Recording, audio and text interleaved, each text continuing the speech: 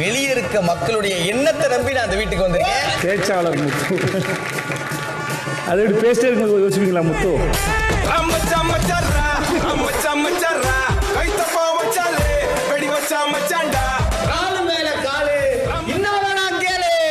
முத்து நீங்க கேளுங்க அவங்களுக்கு. என்ன இருந்தாலும் பிரியாணி கேட்கறது போல. வாங்கன்னா வந்துருவேன். சும்மா இருக்கியா, சுமந்துகிட்டு இருக்கியா, இதெல்லாம் கேட்டு அசிங்கப்படுத்த கூடாது ஒருத்தர். எனக்கு அறவரையா தெரியுது வச்சு எனக்கு அசிங்கமா இல்ல. எல்லாம் நல்லா இருக்கு. அப்படியே ஒரு திருஷ்டி போட்டு வச்சிருந்தோம்.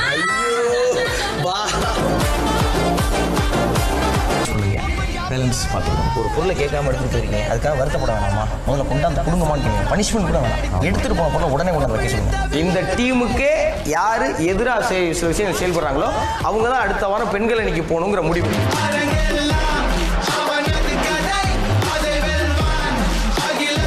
உங்களோட வார்த்தைகளால நீங்க பயங்கரமா விளையாடுறீங்க.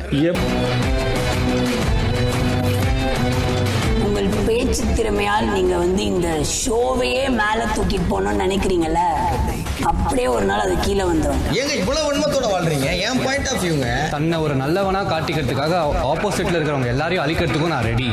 அதை தான் அவரோட ஈவில் சைடா நான் பார்க்கறேன். எல்லாரும் நல்லவன் ஆயிட்டா அப்புறம் என்ன விளையாட்டு? இந்த மாதிரி என்னால இவ்வளோ பெரிய ரூல் புக்கு, இந்த பிக் பாஸே ஆடுற மாதிரிலாம் என்னால ரூல் புக்க போட முடியாது. போட்டி போட்டாதாங்க ஜெயிக்க முடியும். Don't create scene. Don't create scene. You are a twister. You are nothing but just a humble. You are a provoker. Just a mouthpiece.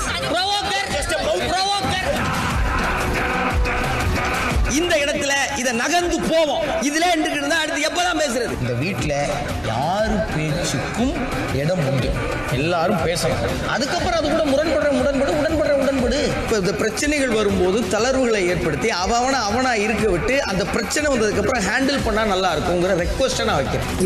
எப்படிலாம் ஒரு கேம் ஆட்டி ஒருத்தவங்க மைண்டுக்குள்ள போய் அதை ஃபிக்ஸ் பண்ண முடியுமோ அதை அவன் பண்ணியிருக்கான். அது சூப்பரான ஒரு ஸ்கில்லு தான் நான் சொல்லுவேன்.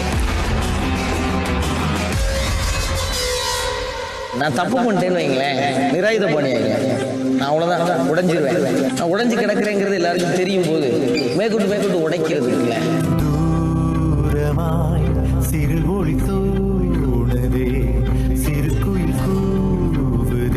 முத்துக்குமரன் இன்ஃப்ளூயன்ஸ் பண்ணல, அவரோட ஐடியா தராரு.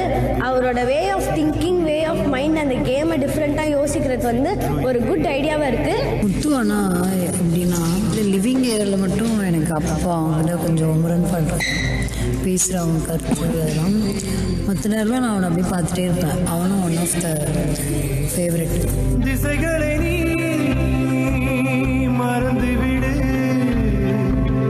பயணங்களை கீழே கிடக்கிற பண்ணை எடுத்து தட்டிட்டு சாப்பிட்ருக்கேன்.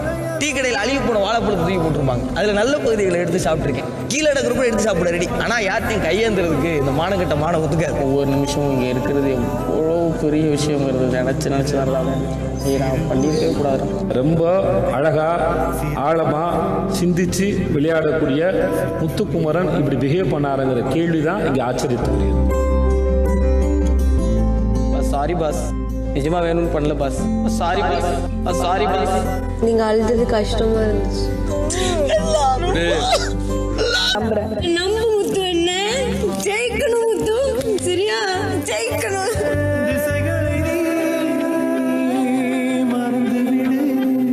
என்னோட கோல்டன் இன்னொருத்தவங்களுக்கு கொடுத்தேன், என்னோட சிவரை நான் உனக்கு தரேன்.